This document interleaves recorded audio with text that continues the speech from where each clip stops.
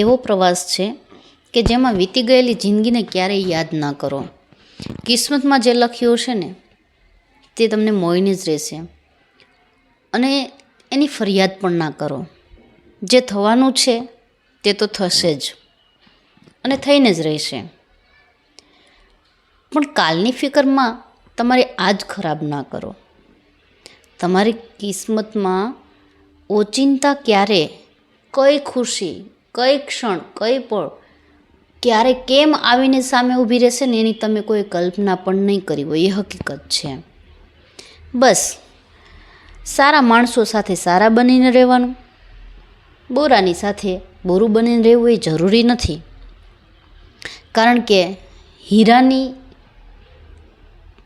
જ તરાશી શકાય, હીરાથી જ તરાશી શકાય, પરંતુ કીચડને કંઈ કીચડથી સાફ ના કરી શકાય.